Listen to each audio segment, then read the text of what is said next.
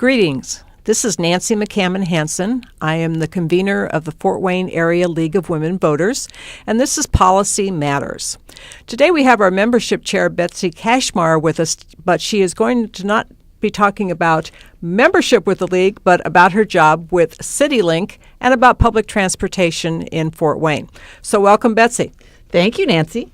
One of the first questions I want to ask Betsy, which is a tad off topic, but Betsy works as the assistant general manager of the public bus system in Fort Wayne, and I want to know, is that how many women work in public transportation, and what kinds of jobs do they have, and how did you get into public transportation as a career? Yes. Well, in the urban systems, in the big bus boys, they tend to be boys. That is true. In the smaller systems, in the rural and the public transit, the more social service agency based systems of public transit, they tend to be women because they're coming up from a social service background. And so people who are also directors of councils on aging, rehabilitation centers, often are also providing public transportation as a component of that system. So many times those are women. We have a lot of women bus drivers. We have a lot of women that work in the administrative positions. All of our customer service folks are currently women, though we've had men in that position as well. We have only had one person that I can think of in the maintenance department that was a woman. So I would encourage more women to consider that as a career option, because I think that if they can, stand a bunch of guys being boys in the maintenance department. But I think that's certainly a growth opportunity for folks if they want to work on cars, trucks, and buses and things. So let's see, how did I get there? I have a degree in public administration from Purdue. And so that's really what I was trained to do, is to be a director of some sort of public institution of some sort or another. And so amazingly, I'm actually doing what I went to school for, which is kind of unusual. Yes, that's true. I've also done some of the things I've gone to school for, which was rather unusual, and some things which I had no idea were even available when I went to school. Moving on to Citilink. When was Citilink started, and who actually owns Citilink? That's a really good question. I think because our name sounds like a private company, sort of like Purdue is that way. People don't remember that Purdue is a public school because it's not called the University of Indiana or Indiana University or something like that. Citilink is a pretty common name in public transit biz. There are several. We spell ours differently so that we can stand out. But at any rate, we are indeed a unit of government, like the libraries, actually. We have our own separate taxing authority and are funded by property taxes here locally, and then have other tax support from the state and federal levels as well. So we're supervised by a board of directors. And is this of the city or of the county? It is a separate taxing entity, like the library. So the library is also not part of the county, nor is it part of the city. Okay. The airport is also a separate taxing entity. The wastewater district is also a separate taxing entity. So we're like that. So when you get your tax bill, if it comes directly to you instead of your mortgage lender, there's a separate line that says Fort Wayne Public Transportation Corporation. And on my tax bill, $14 of my taxes go to support Fort Wayne PTC. And so depending on what your taxing level is, everyone in our taxing district is contributing. So I'm gonna have to go home and read our tax bill, because I just filed it this morning. There you but go. I didn't read it because it's a part of the mortgage, and right, exactly. You don't pay attention to it. Well, and until relatively recently, you didn't get that itemized statement oftentimes because it was going to your bank or something, and so you didn't necessarily see it. So anyway, we have a board of directors though that oversees our policy, and they are appointed by the city council and the mayor. So we are actually overseen by city government because our operating district is the city of Fort Wayne. Interestingly, we have contracted with the city of New Haven, since they're right next door, to provide public transit services for them as well under that same property tax district process. And so we have a representative on our board who is also from New Haven, so that they have some representation.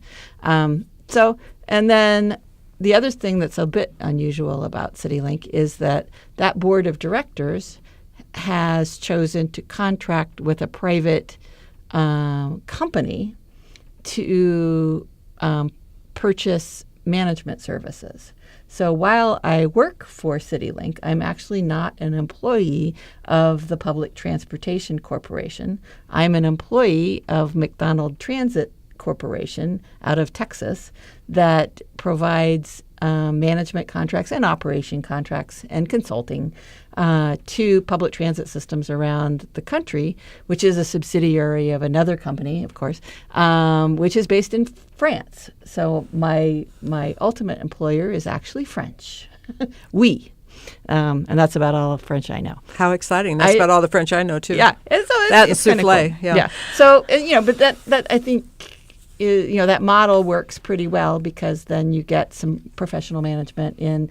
Theoretically, we are trained to do what we're doing well and can certainly have access to resources worldwide to help make sure that we are doing public transit well.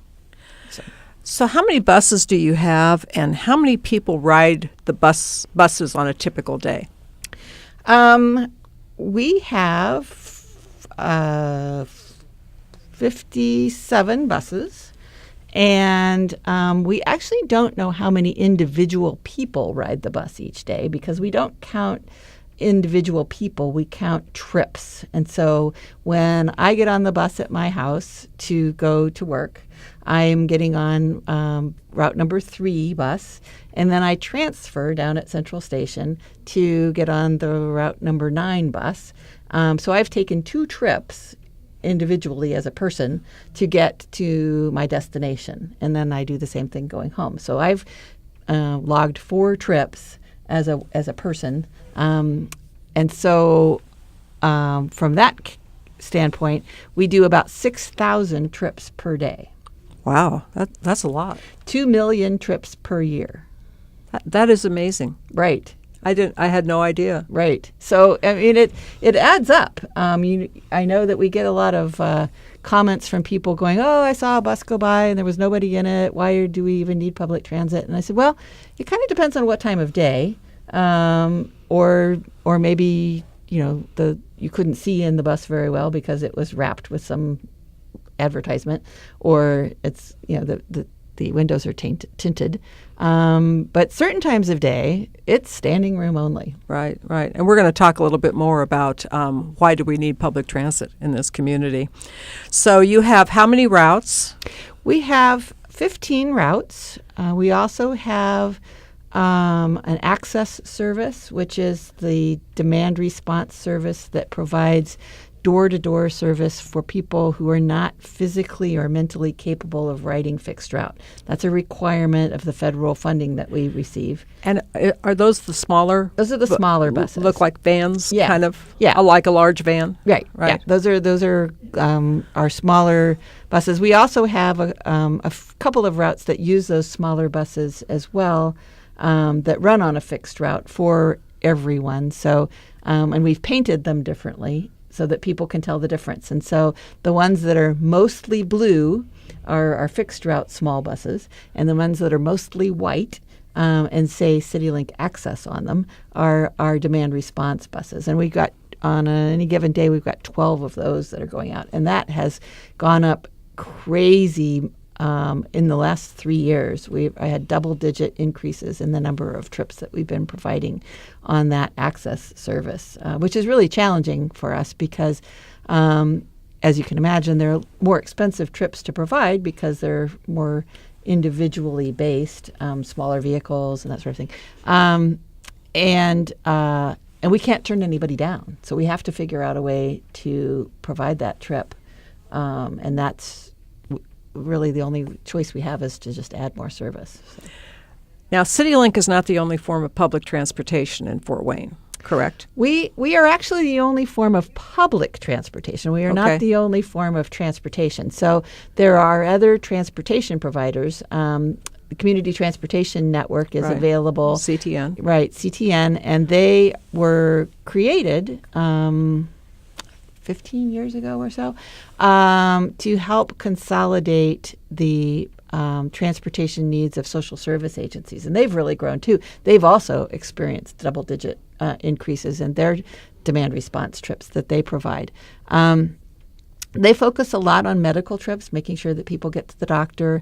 They do also a lot of trips for people to get to work, as well as social trips and shopping and things like that. They've got a contract with the Head Start to do a lot of Head Start transportation now. They're working with a lot of the charter schools now that to help provide transportation. So they're a lot more nimble than we are in trying to do some specialty trips that we just can't,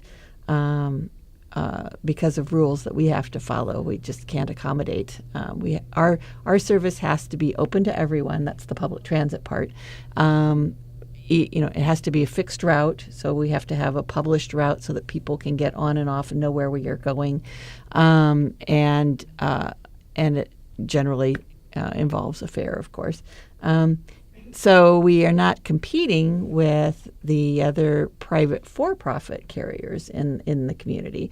So there's a lot of people, several companies that also offer charter services. So they're the people that have the trolleys that people can rent for weddings and that sort of thing. Oftentimes the same services that run taxi and limo services also have buses, and that people can borrow those. So schools that take sports teams on trips, those would be considered charter buses, and we can't compete with that. And we wouldn't necessarily want to anyway. So we do a lot of referring and making sure that people get connected with the right resource to get them where they need to go.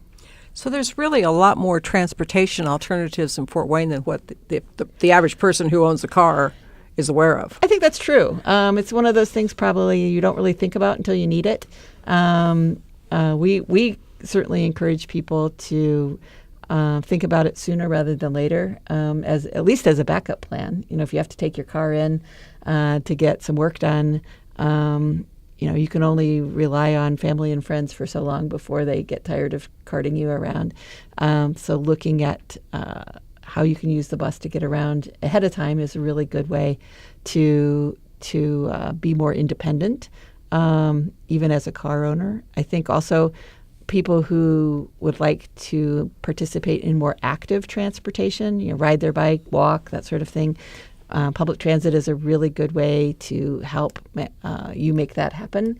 There's certain places where I wouldn't want to ride my bike, but I would like to be able to get there. So if I could put my bike on the bus, take it to a trailhead, ride in a lovely area, and then put my bike back on the bus, that works. I could ride my bike.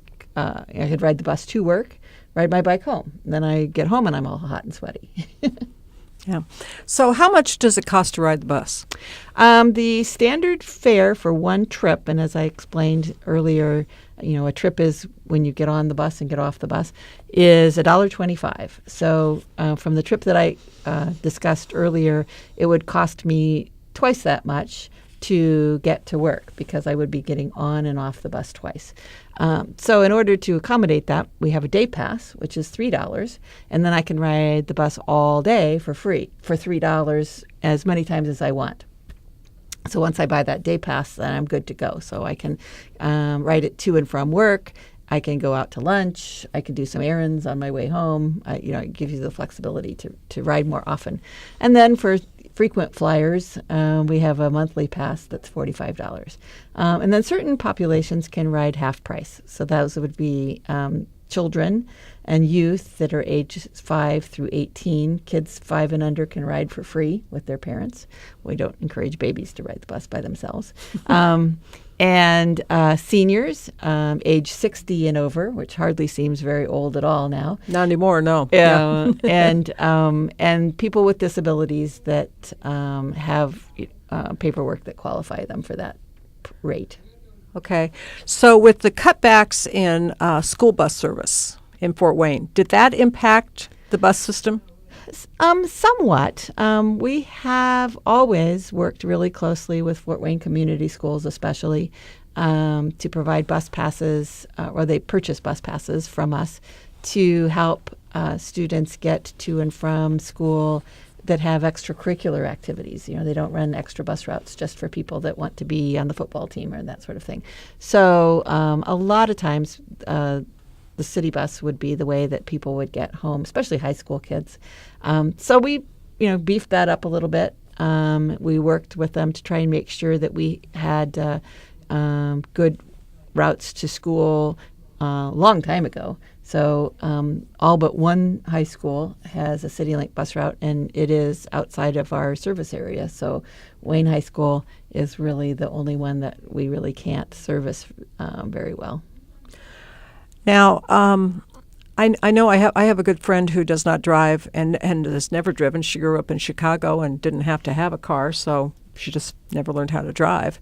And I know there are times when it seems like she goes way out of her way to get from one location to another when she's on the bus because of the way the routes are. Your bus routes don't run all over the city, obviously, on every street. Are they just on major streets, and do they change?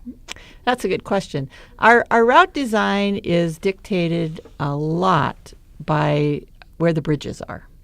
Where the bridges are. Right. So we are the river city, right? So we've got all these rivers, and interestingly enough, buses have not. Actually, we're getting the aquatic boat, so maybe we can get some buses that actually go in the water. But most of our buses really prefer to be on bridges. So that dictates a lot of how our routes are designed. The other design feature with our service is that it's designed to be a hub and spoke design. So you can picture a bicycle wheel and all of the spokes that go to the center. And so our transit center at the corner of Baker and Calhoun and over by the Tin Cap Stadium is the hub. And then all of the routes radiate out of that hub. And that's so when I want to get to work, I can take the bus route that goes by me, go downtown, transfer to another bus that goes by my work. That's just really the only way that it works. And most transit systems are designed that way, so that you can transfer.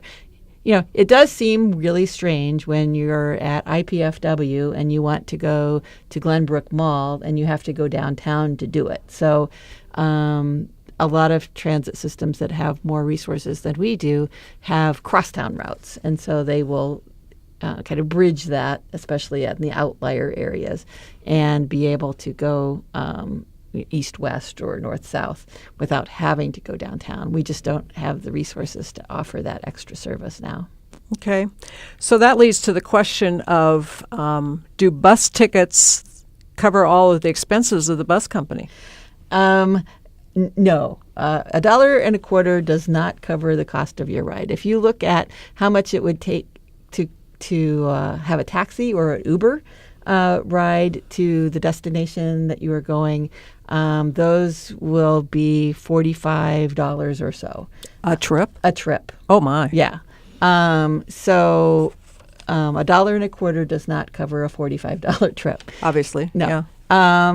On average, our fares cover about 12% of the cost of running the service. That is 12%.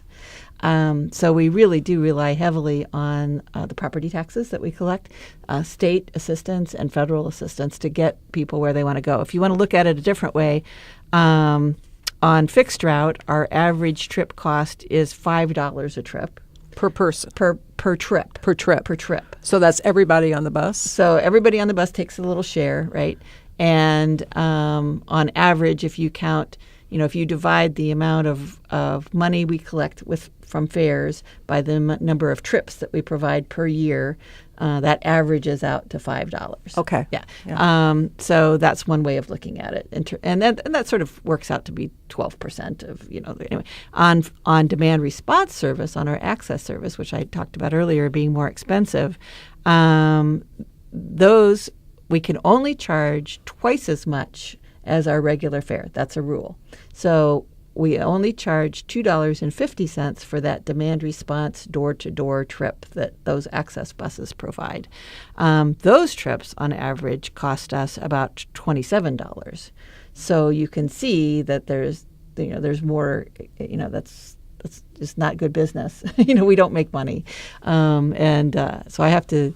I appreciate the opportunity to explain that to folks, because people think, oh, well, I would pay an extra quarter to have the bus run later. It's like, well, it doesn't really work that way. I wish it did, but we would need like $500,000 to have the bus run later. That's really not, one quarter is not going to do it. So do you end every year with a shortfall, or does it balance, or? Yeah, well, it is a requirement in Indiana that units of government have a balanced budget. And so we cannot spend any more than we think we're going to make or get through grants and funding. We do have a little bit of a rainy day fund because Indiana encourages units of government to have a little bit stashed away. At the state level, that's a conversation that you hear, how much money should be in the rainy day fund. Well, they've got millions, of course. We have a small amount. So we can draw upon that if we guess wrong, or if something happens. One of the things that happens often or can happen is, for example, health insurance for fringe benefits for our employees. You never really quite know how much that's going to be when you put your budget together. And if that increase is a lot higher than you expect, you have to kind of maybe dip into some other resources or cut some things that you thought you were going to be able to do in order to cover that extra cost that you weren't counting on. Okay. This kind of leads to a multi-part question, and we'll kind of work our way through the conversation. The United Way, and we did a show with them a month or so ago based upon their community conversations, and they drew from a lot of different areas within the city. I know we had one at my church that I helped facilitate, and we talked about what would make Fort Wayne a better community. And one of the things is people having better opportunities for better jobs, which is probably true for just about any place in the world at this point in time. And one of the things that came up was the fact that the buses stop running at 8:30 at night, and they do not run on Sundays.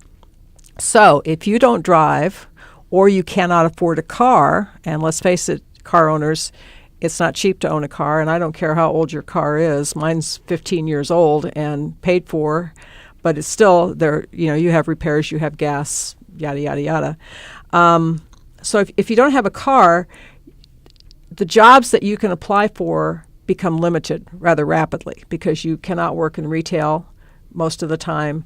The restaurant industry doesn't close at 8:30 at night. Those kinds of things, some of the factories, those sorts of things. And so that is really a critical factor in our economy around here. But from what you're saying, Betsy, there's no way to change that overnight. That's true, and it ties into the conversation we were having about budgets and costs. Our budget is about $13 million, $14 million a year. That's what we have to work with. And that doesn't seem like a lot of money to me for what you do. Right. And to some people it sounds like a lot, but if you're comparing it to your own personal budget, sure, you should be able to do it. But yeah, for what we're doing, that's not really enough to do more. So, for example, one of the things that we've done to creatively increase that, or at least keep it from being cut. That's the other thing that's really challenging, is that property tax has a freeze, so our property tax income hasn't gone up like it could if there wasn't a property tax freeze. At the state level, we used to get a dedicated amount of money from gas tax funds that earmark, so to speak, was taken away, so we just get a general allocation, and that hasn't gone up for 8 years statewide. At the national level, we've been living on continuing resolutions for this year so far, and still do not have our allocation for our calendar year 2017 budget. So it makes it really hard to feel comfortable about providing expanded service when we don't even know how much money we're going to get. Right. And we can only assume that it is not going to go up and maybe go down. So to get creative, we have sold advertising on the outside of the buses, which is why we have attorneys and all sorts of kinds of other things. And actually, it's kind of cool. It's kind of fun to see that. Yeah, and it's a win-win, really. I mean, they get advertising, we get money. We've certainly given money to attorneys in the past when something has happened on the bus, so it's nice to get a little piece back. I don't know, whatever. And we've also developed some partners. So the service that we added that we call Campus Link was in partnership with IPFW and Ivy Tech. The service we call Cougar Express is in partnership with St. Francis, University of St. Francis. The partnership that we call MedLink is with Parkview Health, and so. And MedLink, those are the green buses, then, right? The Campus Link are the green buses. MedLink is a normal bus. Well, it's wrapped, but it is the bus that goes from Parkview Randalia up to Parkview North. It's a special route number 15 that we call MedLink. We branded it because Parkview not only is paying for the cost of the route, basically, but is also helping out with advertising or marketing because they have a really good marketing team, and that's been really helpful. As the person who is in charge of Citilink marketing, as one of the hats that I wear. It's so great to use the resources of Ivy Tech and Parkview and other partners to help get that brand out to not only their students, faculty, and staff, but anybody can ride those routes. They are free to the public. So, for example, if I wanted to come downtown, and I don't live all that far from the University of St. Francis, I could drive up to St. Francis, leave my car, catch the bus, come downtown, and catch a bus to go back? Right. Anywhere along that route. Unfortunately, you can't do it today because they've only contracted for service during the school year. Okay. So in the summertime? In the summertime, you have to ride Route 9 instead. Okay. Because it runs basically the same route, and it costs you $1.25. Well, that's not bad. That's not bad. And you don't have to hunt for a parking space. That's right. Yeah. And anywhere along that route, you can pick up the bus. That's another thing that people don't always know is, well, first of all, people don't even necessarily recognize that we have bus stop signs all over the place because if they've never ridden the bus, they don't really pay attention to that. I do because I do too. I can tell whether they're broken or not. I have to write it down. But our policy is we will stop and pick people up at any safe intersection, and that's. Really? Yeah. I did not know that. Right. So what do you just wave at the bus? Or? You wave at the bus. That's right. You need to look like you're waiting for the bus. You can't be texting on your phone and not paying any attention as the bus goes by. But yeah, if you flag the bus down, we call them flag stops. Now, sometimes the driver and the passenger may have a difference of opinion on whether it's safe to stop at that particular location at that particular time. But anywhere along the route where it's safe for us to stop at an intersection, we will do that. Okay, well, that's good to know. I had no idea. Yeah. When we first moved here 10 years ago, it runs in my mind, and this was before I ever met you, that there was an event where people were taught how to ride the bus. Yeah. Does that ring any bells with you? Yeah, we've done a few of those with most recently with AARP. We've done kind of a bus buddy trip.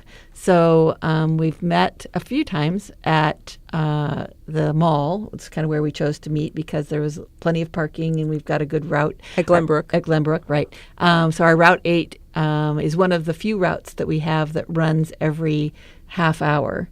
And so that gives us an opportunity to take a relatively short trip. So we'll meet at the mall.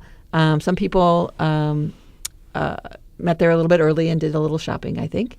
And then we took a trip down to our station. We did a little quick tour of the station, hopped back on the Route 8 bus that was going back up to the mall, and then had lunch. And that was a nice little outing. We had planned one to go to DeBran's and have dessert at a different time. But we ended up having some weather issues and health issues with the people who were planning on going. So we have to reschedule that one. But we've done that with other groups as well, just to do some travel training, some bus buddy kind of things to get people to feel comfortable. We try and get out in the community, at least with our display, sometimes with our buses. We just did Touch a Truck with small kids in the Ivy Tech parking lot, and people got a chance to get on the bus. And they're always pretty surprised, I think, that the bus is so clean and it looks nice. And, it's not the bus that they remembered from back when they had to take the bus before they got their driver's license back in whatever, 1904 or whatever. No, they're not that old. But so it's nice to give people an introduction to our new, quiet, clean, well-kept buses. I find it interesting. My friend could probably tell you as much about the bus system and routes as anybody, because that is almost her sole form of transportation. And our son, who went to college in Boston and now lives in New York City, is very savvy with public transportation. But for those of us who've never lived in a city where there's a lot of public transportation, or we are so dependent upon our cars, the idea of learning a bus system or a subway system like in New York City is just kind of mind-boggling. And when you think about it, it shouldn't be. Yeah. The thing that really strikes me as ironic, I guess, is I have people tell me that when they were in New York or Washington, D.C., they loved riding transit. It was so easy and so nice to get around. When they were in Europe, they loved riding transit because it was so easy and so nice to get around. And I'm like, so you're telling me that you're willing to go to a foreign country where you don't know the language and have never been before, and that's not scary, but riding the bus in Fort Wayne is too complicated for you to understand? Well, you're talking to somebody who has kind of felt that way. I understand, and I have I understand that concept, but when you articulate it, I think it just sounds kind of silly. I think because we're not that much. Certainly you can speak English and you can read a map and you can read a schedule, and it's not that hard. We try to make it easier, too, because we have now an app that you can get on your phone called Route Shout, and also an app called Route Watch that is a map version of that same information. And so if you have a smartphone, you can stand at the corner where you live, or the closest corner to a bus route, to your home, and you can actually see where the bus is. And I think that takes a lot of the fear factor out, because you haven't missed it, because you can watch it coming down the street. Good idea. And I appreciate that a lot. I used to, I always had that backup of being able to call dispatch because I have them on speed dial on my phone anyway. Not everybody has that opportunity. But you can always call customer service, though. And they appreciate that because they can look at it on their computer screens and they can tell you more exactly where the bus is. It's not 100% perfect because there is a little bit of a lag time. So it's not like but by the time you can see it coming visually, it may be a bit off. But that, I think, has helped a lot. We've tried to develop some things that we can afford to do that make it easier to ride the bus. Our latest thing, and you'll be the first to know because I haven't told anybody else this yet before. We are working on probably June 6th. We will have available an app on your phone that will let you buy passes and show your phone to the driver and be able to get on the bus. Oh, awesome. Yes. So it is called Token Transit, and we're contracting with a company to do that with us, and they're tailoring it to our system. And you'll be able to download that app, buy the tickets from them, and then just flash it to the driver, and then they push a key and you can get on. So that should help too, because another barrier is, well, I don't carry cash. Right? Do I even have? And we've addressed that already, because if you are getting on the bus and you say you only have a $5 bill, we have our fare boxes are designed to be able to give you a change card back, so it can charge you the $1.25 for the ride, and then you get another card back that gives you basically a debit card that you can use for the next time you ride the bus. So sometimes people have been using those change cards basically as electronic payment that way, because that way you don't have to have change. You can also buy tickets through a ticket machine at our station. Many Kroger stores will sell them at customer service, so you can buy them when you buy your groceries, which is very convenient. And not all communities are able to do that, and I really want to put a shout out to Kroger's for letting us do that there at their stores, because that's really helpful. And not every store is that helpful. There's a few other places around town you can get it. A lot of social service agencies will stock them.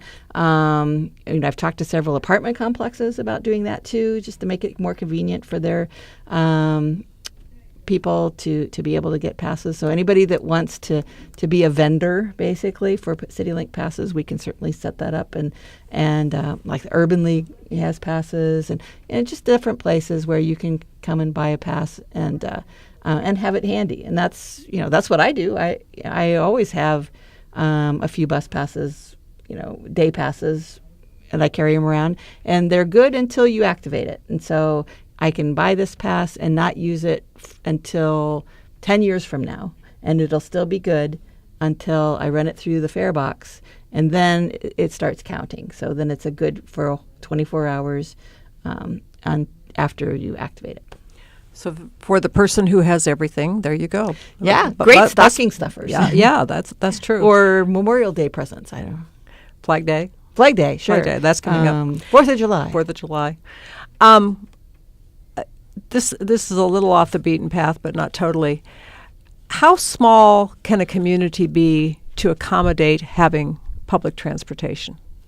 That's a really good question. I talked a little bit earlier about rural transit systems in being based in social service agencies, and that's really how that has grown up over the last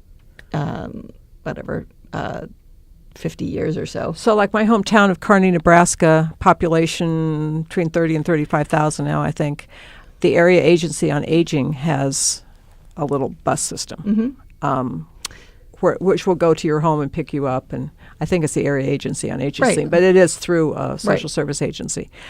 But to have a bus system like we have in Fort Wayne, a city really can't be a whole lot smaller than Fort Wayne, can it?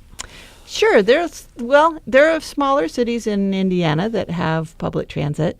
Fort Wayne is the second largest city in Indiana, but South Bend has. South Bend does. South Bend, Mishawaka. Right. Obviously, Lafayette and Bloomington do, because they have the universities, and they actually provide more passenger trips, double the passenger trips that we do, because of the schools, because of the universities that are there. So while they are a smaller town, they have a dense population that are, have transportation needs, because sometimes they either students can't afford a car, or they have policies that require them to leave their cars at home, from a transportation standpoint. Terre Haute has transit. Columbus, Indiana has a public transit system that has routes, that has fixed routes. But I think people find that surprising, and that's really one of the messages that we try to tell legislators is that, your constituents rely on public transit. You may not have used it or even know that it exists, but Wabash County has public transit. All of the surrounding counties around Fort Wayne, except for Adams County, has a public transit system that's operated by the Social Service Agency, and they serve everybody in their community on a demand response basis. And that's, I think you said a key thing there, is that just because you as a legislator or an elected official have never used a particular service or don't know about a particular issue does not mean that it's not critical to a substantial number of your constituents. Right. And I think public transportation, we are such a car-oriented country. And when you go to Europe, it's just amazing, the trains and the buses and all that, like in London, or when we were in France the last time, you hop on a train in Paris and you take the train out to Chartres, and it's what you do. Right. And if you want to go by car, it's more difficult to go by car than it is by public transportation. Right. Well, and I think that's one of the things that in smaller communities, public transportation tends to be for people who are transportation dependent. They can't drive for whatever reason. That they can't afford a car, they can't physically drive, and that's okay. I mean, it's a valid thing. In larger communities, though, where that's the preferred method, then there's certainly more public support for it because somebody who uses it, or you use it yourself, right. And it becomes more important to you because it's important to you. So I think that's sort of the key, is that Fort Wayne's just right on the cusp, and we're really excited about the whole downtown development and millennials wanting to skip the whole car ownership thing, because I think that really helps people recognize that there are people out there that are choosing to ride the bus. They're choice riders. And those are the ones that I think that have the wherewithal to, call their representatives and be, politically active. A lot of times people who are riders, we try to speak up on their behalf, but they're busy people. They're trying to hold 3 jobs and raise a bunch of kids and whatever. They've got other things to do in their life besides write a letter to their legislator. And the cost of owning a car, especially if you are a recent college graduate, if you have a choice between owning a car or paying back your student loan, you're probably going to pay back your student loan. And, like in Boston, when our son was, one of the jobs he had, if he needed to have a car, he could go rent one, and they have smart cars, right? In parking garages, one level of a parking garage. Right. Every once in a while, have so he could rent a car for the day and bring it back, and no big deal. Yeah. Well, I think that's a question that I get often lately with Uber coming to town. Is that causing people to not take the bus, or is our ridership going down because Uber is competing with us? And I don't really look at it as competition because, again, it takes all sorts of different kinds of transportation options to meet people's needs. It's a great way to provide services after the hours that we are not able to run. So if somebody needs to go someplace, they can take the bus to work and then maybe Uber home, and that saves them half the cost of their trip. Right. So I think there's lots of opportunities to coordinate in some of the larger communities. There's been some partnerships that they've been trying to work out with Uber. Uber's kind of tricky because I don't know how to call Uber, except for a ride, but I don't know how to call Uber management and say, hey, would you like to partner with us as a transit system somehow? Right. So, but at any rate, there's opportunities there to do subsidized taxi service. There's some demand response programs that are out there that do late night public transit that would work well here if we had the resources to do it. So, despite what Henry Ford wanted when he started Ford Motor Company, we are never going to get away from public transportation, are we? I hope not. I'm counting on it being available when I need it. While I have Betsy here, and we're talking also about the League of Women Voters, September 26th, the last Tuesday of September, is National Voter Registration Day. And last year, representatives from Fifth Freedom and representatives from the League registered voters on city buses. That was fun. And also at the main bus station downtown. So hopefully we will get to do that again this year, because 2018 is another election year. There will be a primary, and all the seats in the House of Representatives will be up. City Council, I think, I'm not sure. There will be a Senate race because Joe Donnelly will be up for re-election. Right. And so if you are a company or a private entity that would like to have someone come and spend that day, either the bulk of the day or even just over the lunch hour or a few hours, and registering people to vote, please do let us know. You can contact me through the homepage of our website, www.lwvfw.org.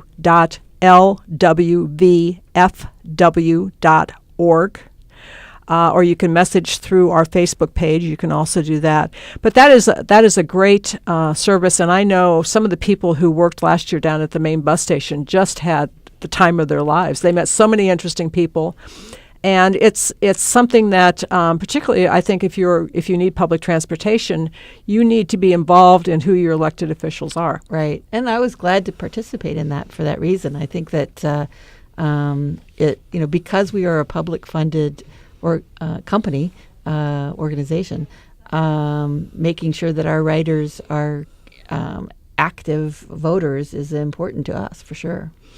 Okay, Betsy, before I ask you to put on your League of Women Voters hat, anything else you'd like to say about public transportation in Fort Wayne? No, I think the main things that I wanted to mention are that there are multiple ways to buy tickets and passes, and the newest way is token transit, which will be available in the next week or so. So go to our website, which is the Fort Wayne Public Transportation Corporation's website. Citilink's website is fwcitilink.com. We also have a Facebook page, and I would encourage you to like our Facebook page. And you feature various writers. Oh, we've been having so much fun with that. And that's really what kind of evolves out of the whole desire to connect our funders with the people who benefit from those resources. And so we call it Moving Stories. And the idea is to give people a little snapshot, literally, of how riding public transit affects that person's life and how useful that is for them. So it's people that are going to work and people that are frustrated because it doesn't run later at night and doesn't run frequently enough and doesn't run on Sundays, just like your friend. So we want to make sure that we're sharing that message, and Facebook is a great way to connect people. So we're giving that a try.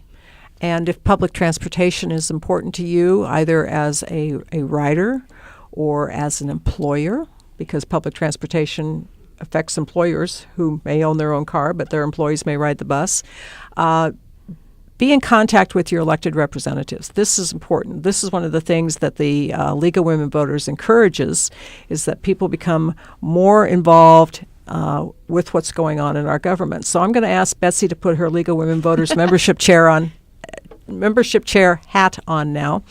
The cost to join the League of Women Voters is $50. $50 a year. If that's a little beyond your reach, or you don't know if you want to be a paid member, we do have an email list that we send out. We don't have a specific schedule on our e-newsletter called News You Can Use from the League of Women Voters. Which Nancy does, and it's really great. It's the great compilation of all cool things to do from an activist standpoint. I'm using my education to do this. So. But we try to, first of all, let people know about events going on in Fort Wayne or in this area that are educational. We are a nonpartisan organization. So if you have a group that it has a particular political bent, we have to be somewhat judicious about whether or not we publicize what you are doing. But things that are nonpartisan, educational, we're more than happy to put those out on our e-newsletters. And those are available to anybody who wants to sign up. You can message me through our website, www.lwv.org. And if you go down on the homepage on the left-hand side toward the bottom, you can click on my name and send me an email. I'll mention as membership chair that your $50 makes you a member of the Indiana League of Women Voters, and also contributes to the National League of Women Voters. So you're actually getting 3 memberships for the price of 1. And contrary to popular belief, it is not just women that can join the League of Women Voters. We have several male members here locally, and at the state level, our new co-president is a male. Right, Oscar Anderson. And certainly they're active at the national level as well. So it's a pretty good value. And the League on a state level and a national level, their websites, if you want to get really deeply into governmental policy, those are great places to go. Quite honestly, on our local website, we try to keep it as local as we can. We have back episodes of this show. Episode is not a radio word, but that's the only thing I'm thinking. We also have a list of books that members and people who are friends of the League have read, which is important. They have read these books and they recommend them. We're trying to get people educated about not only politics, but also history, because our history of our country quite often will dictate our politics. And so we want people to be aware of our history. We do have right now several members who are actively involved in the redistricting effort in the state of Indiana, who would be more than happy to come out and talk to a neighborhood association, a group at your church, a club that you may be a member of. And again, you can contact through the website. We're going to be putting up a link where you can contact those people directly so that they don't have to go through me necessarily. And so there are a number of things that we can do, and we are open to new ideas of things that that you and we think the public should be educated on. So what we do changes as time goes on. We've been back in existence now in Fort Wayne since about 2008, 2009, somewhere in that vicinity. The League in Fort Wayne pretty much disbanded in the 1970s as more women joined the workforce. And nationally, the League has kind of streamlined the way it operates, opened itself up to men. And so if you want to get involved, but you don't want to be a party person, and I'm putting quotes around the word party here in the studio, that's a good way to do it because we are nonpartisan, and so you don't have to claim a party affiliation. And sometimes that's a good thing. Sometimes it's kind of tough, but sometimes that's a good thing. And it does open your mind to the fact that very few issues are one-sided. So anything else, Betsy? Nope, I don't think so. I want to thank WELT 95.7 on your radio dial for allowing us to provide this show for you. As Nancy mentioned previously, the shows that we have, I think we're now up to 10 shows in the can on our website. So if you found this one interesting or didn't, you can find us talking about other items. We've talked about redistricting, the Electoral College. We've talked about domestic violence with the YWCA. We have talked about welcoming Fort Wayne with Melissa Reinhardt. The United Way Community Conversations, which, by the way, they interviewed people on the bus. That was another pretty cool way. Oh, I didn't realize that. Yeah. We were trying to get a focus group together, and of course, these were people that had transportation challenges, and so they said, well, we'll just go to them. And I'm like, what a fantastic idea. So they just rode the bus around and asked questions of folks, and they said they had a great time. So, and if you are part of a group that is open to being interviewed by someone from the league. It won't necessarily be me, and it might not be Betsy either. It might be somebody else. We would be more than happy to sit down and talk with you about that. What we're trying to do is to get information out in a little more depth than what you probably hear when you're having coffee with your friends someplace or having a beer at night after work, and to clarify some issues like we did today with how the buses are funded and the fact that that's why they don't run on Sunday and after 8:30 at night, to give us all a little bit more information about what is going on in our community. I also would like to thank Eric Molberg and the staff at WELT. They have just been wonderful to work with. We come in here. I haven't been on radio in a long time, and I never did learn how to run a board. So they come in and they get us going and leave us to our own devices while we record these shows, and they don't charge us a dime to do that. So if you have a few extra bucks, they would be more than happy to take it and put it in the kitty for the radio station. They're doing some great work here. Betsy's husband has a show. Two shows. Yeah. No. Yeah, I'll plug those. So the first show is called Radio Activity.